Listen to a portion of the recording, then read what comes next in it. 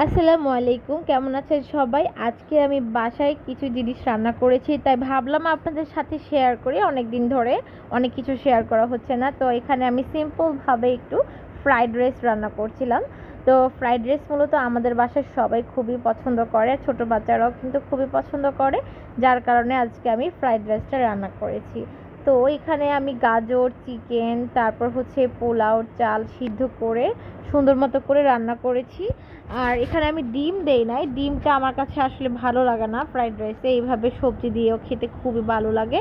সাথে যদি ক্যাপসিকাম তারপর হচ্ছে মটরশুঁটি দেওয়া হয় তাহলে কিন্তু ফ্রাইড রাইস আরও বেশি সুন্দর লাগে খেতে, দেখতেও খুবই সুন্দর লাগে।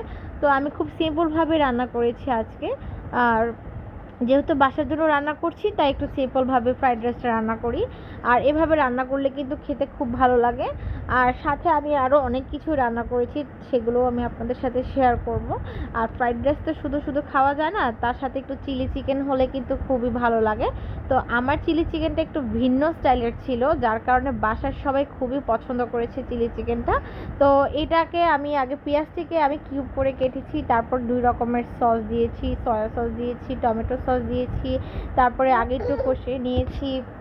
তারপর আমি চিকেনটাকে একটু ব্লেন্ডারে ব্লেন্ড করে নিয়ে তারপর হচ্ছে তার সাথে একটু সয়া সস, আদা রসুন বাটা, গোলমরিচ একসাথে ব্লেন্ড করে নিয়ে আমি তেলে ভেজেছি, ভেজে তারপর আমি এই সসের সাথে অ্যাড করে দিয়েছি।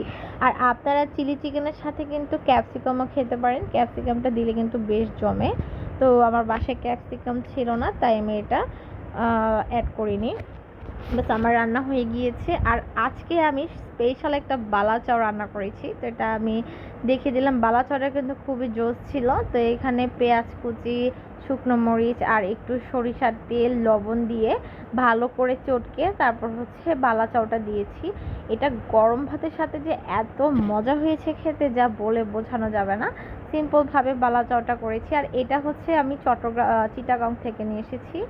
আর এই যে এই তরকারিটা হচ্ছে চিংড়ি মাছ দিয়ে, দুন্দুল দিয়ে, একটু বড় সাইজের দুন্দুল চিংড়ি মাছ নিয়ে আমি রান্না করেছি। খুবই মজার ছিল খাবারটা। তো এভাবে যদি আপনারা দুন্দুল দিয়ে চিংড়ি মাছ রান্না করেন তাহলে কিন্তু স্বাদ আরও বেশি দ্বিগুণ হয়ে যায়। তার পাশাপাশি আজকে আমি আবার রান্না করেছিলাম গরু মাংস। তো বড় বড় আলু দিয়ে মাংসটা রান্না করেছি, এত লোভনীয় হয়েছে খাবারটা খেতে, আর এতই জুসি, এতই মজা হয়েছে যে সবাই আঙ্গুল চেটে পুটে খেয়েছে আমার এই গরু মাংসটা।